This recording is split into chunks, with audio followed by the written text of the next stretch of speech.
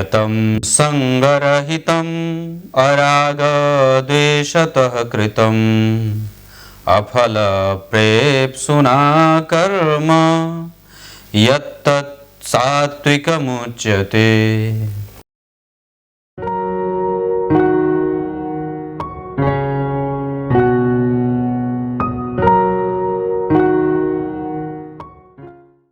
प्रिय दर्शकों नमस्कार, एक बार फिर से उपस्थित हूं आप सबके सामने सोमवार के कार्यक्रम में। आज आपसे चर्चा करूंगा पंचम भाव और चतुर्थ भाव और साथ ही साथ शुक्र की स्थिति से संबंधित बातें, जिसमें मुख्यतः प्रेम विवाह पे चर्चा करूंगा। शुरू करते हैं आज का कार्यक्रम। कहीं नहीं जाना है, बिल्कुल बन के रहिएगा। कार्यक्रम के आरंभ में बोले गए गीता जी के श्लोकार्थ भी बताने वाला हूं। सबसे पहले बात आती है प्रेम विवाह पे। प्रेम कोई संस्कार नहीं है, ये पहली बात। थोड़ी 2 मिनट की ज्ञान की बात है, वो भी लेते जाइए। प्रेम कोई संस्कार नहीं है, जबकि विवाह संस्कार है। तो आपने क्या कहा? प्रेम विवाह, दोनों को मिला दिया। तो ये किसने मिलाया? ये आज के समाज ने मिलाया। ये किसने मिलाया? हमारे धर्मशास्त्रों में जो है वो विवाह की बात है, प्रेम विवाह की बात है, गंधर्व विवाह जिसे कहा जाता है, पर उसकी अपनी रीति है। पर यहाँ पे अब जो है वो आप जो प्रेम विवाह कर रहे हैं उसमें आपको आपके भारत का संविधान आपको आज़ादी देता है, पर उसमें पीछे छूट जाती हैं चीज़ें, धर्मशास्त्र की बातें पीछे छूट जाती हैं। क्योंकि आप कई बार जब प्रेम विवाह करते हैं तो आपके माता पिता के विरुद्ध जाना पड़ता है, समाज के विरुद्ध जाना पड़ता है, कई बार आपको अपनी शास्त्रों के विरुद्ध जाना पड़ता है, तब जाकर के आपका वो होता है। पर मैंने एक बात देखी है, मैंने जितनी कुंडलियां देखी हैं अभी, अगर मान लीजिए 100 कुंडली मैंने अगर देखी है, तो 100 कुंडली में से अगर 95 मैंने विवाह के लिए कुंडली देखी है, तो उसमें से प्रेम विवाह के अगर 100 कुंडलियों को मैंने देखा तो उसमें 95 बार असफल हुआ है। ये पक्की बात है। आपको मैं प्रेम विवाह की ऐसी ऐसी घटनाएं बता सकता हूं जो आपको सोच करके सुन करके रोंगटे खड़े हो जाए। एक विवाह धनबाद में बता दूं, शायद आपको लोगों को सीख मिल जाए। एक विवाह धनबाद में, हालांकि ये सबके लिए लागू नहीं होता, मैं बिल्कुल सही नहीं हूं इस मामले में, पर एक विवाह धनबाद में हुआ, प्रेम विवाह होता है और दांत तोड़ करके उसका जबड़ा तोड़ देता है उसका पति मार के और फिर भाग जाता है। ये प्रेम विवाह ही है। पता नहीं कैसे प्रेम हुआ था। एक प्रेम विवाह यहीं के हैं, कनाडा गए दोनों साथ में, वहां से उनका पति छोड़ करके भाग जाता है। अभी 3 दिन पहले ही मैंने उसकी चर्चा अपने कार्यक्रम में की थी। पति छोड़ करके भाग जाता है और फिर वापस आता ही नहीं है। एक प्रेम विवाह ऐसा जो प्रेम करता तो है पर फिर बदल करके किसी दूसरे से प्रेम कर देता है। ऐसा बहुत सारी चीजें हैं। एक प्रेम विवाह ऐसा जो एक बार प्रेम किया, 2 बच्चे पैदा किया, 2 बच्चे जब हो गए बड़े तो फिर उसको दूसरी बार प्रेम हो जाता है और फिर इन दोनों बच्चों को और पति को छोड़ देता है, फिर दूसरे के साथ अमरनाथ यात्रा करने जाता है। ऐसा प्रेम विवाह। तो ये सब हमारे ही समाज में होता है और बड़ी हंसी आती है कि ऐसा कैसा प्रेम है जो बार बार बदलता रहता है अपना। तो ये है। खैर उस पर तो और भी बातें नहीं करूंगा, पर एक बात कहूँ कि कुंडली में जब ऐसे योग बनते हो तब आपको कैसे समझ में आता है कि आप प्रेम विवाह वाले हैं।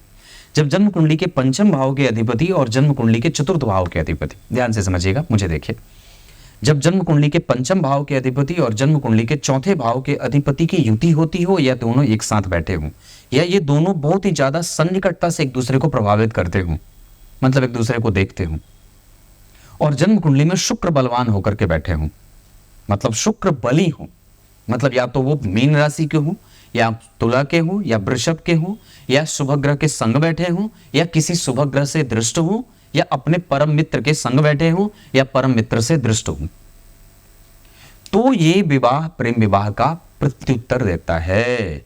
और ये स्थिति प्रेम विवाह के लिए कुंडली का निर्माण करती है कि ये ऐसा प्रेम विवाह होता है। मतलब मैंने क्या बात कही, एक बार फिर से बता दूं, तो पंचम के अधिपति का संबंध चतुर्थ से हुआ और शुक्र आपकी कुंडली में स्वतंत्र होकर के बलवान होते हों, तब ये प्रेम विवाह का योग बनाता है। और एक बात जो यहां समझने वाली है कि अगर जन्म कुंडली में शुक्र बहुत बलवान है और शुक्र पे अगर किसी भी तरीके से किसी शुभ ग्रह की दृष्टि है, या सप्तम भाव आपका पहले से ही बलवान बैठा है, या सप्तमेश बलवान बैठे हैं, तब आप प्रेम विवाह में जाते हैं। और अगर जाते हैं तो आपको नुकसान नहीं होगा। परंतु प्रेम विवाह के जो वास्तविक शर्त होते हैं उसमें ये शर्त है कि आप प्रेम विवाह कर रहे हैं, पर प्रश्न ये उठता है कि आपके जीवित होते ही आपने अपनी आने वाली पीढ़ी को क्या दिया है। वर्ण संकरता का दोष है ना, वर्ण संकरता का दोष दिया। वर्ण संकर, संकरित नस्ल की एक संतति पैदा होगी, सूत पुत्र पैदा होगा। अगर ब्राह्मण का विवाह क्षत्रिय से हो तो सूत पुत्र कर्ण पैदा होगा, और कर्ण युद्ध में हार गए थे। वो तमाम प्रकार के चीजों से युक्त थे, वैभव संपन्न थे, धुरंधर थे, रथी थे, दानी थे, पर फिर भी उनको हार मिली थी। और एक बात बड़ी अद्भुत बताऊं, मैंने अभी कुछ दिन पहले बात पढ़ी कि जितने भी जो हम और आप काम करते हैं, चाहे कलिकाल हो, चाहे सतयुग हो, चाहे द्वापर हो, चाहे त्रेता हो, कोई भी हो, प्रत्येक व्यक्ति भगवान का जो है वो भगवान के नाटक में अपनी भूमिका निभाता है। भीष्म पितामह अलग भूमिका में थे, वो भगवान के संग होकर के भी, भगवान के भक्त होने के, भक्तों के सन्निकट होकर के, उनके लिए उनका योगक्षेम और उनकी शुश्रूषा के बाद, उनके लिए अच्छा भाव रखने के बाद भी भगवान के शत्रु की तरफ से भगवान से युद्ध लड़ा था। तो तात्पर्य यह है कि आप जो काम कर रहे हैं वो आपके शास्त्र से युक्त कितना है, आपने जो काम किया वो शास्त्र सम्मत कितना है, और आने वाली पीढ़ियां क्या देंगी आपको। आपने अपने वर्ण को हटा करके किसी दूसरे में विवाह किया, आपकी ही संतति होगी किसी दूसरे धर्म में जाकर के विवाह करेगी। फिर तीसरी संतति होगी, वो ये कहेगी मुझे किसी से विवाह ही नहीं करना है, मैं अकेले रहूंगी या रहूंगा। चौथी संतति ऐसी हो जाएगी जो ये कहेगी कि मुझे पुरुषों में कोई इंटरेस्ट ही नहीं है, मुझे महिलाओं में कोई दिलचस्पी ही नहीं है, मुझे खुद से विवाह करना है, तो वो खुद से विवाह कर लेगी। एक वक्त ऐसा आएगा जब आप ही के खानदान में एक ऐसा पुत्र या पुत्री पैदा हो जाए जो ये कहे कि मुझे पुरुष और स्त्री किसी में इंटरेस्ट नहीं है, मैं पशुओं में इंटरेस्ट लेती हूं, तो मैं विवाह गधे से, घोड़े से, बिल्ली से, कुत्ते से करूं। लोग करते भी हैं और आजकल ये घटना बड़ी आम बात है। तो ये आपको उत्तरोत्तर कहाँ लेके गया, आप कहाँ गए, विचार करने की बात है।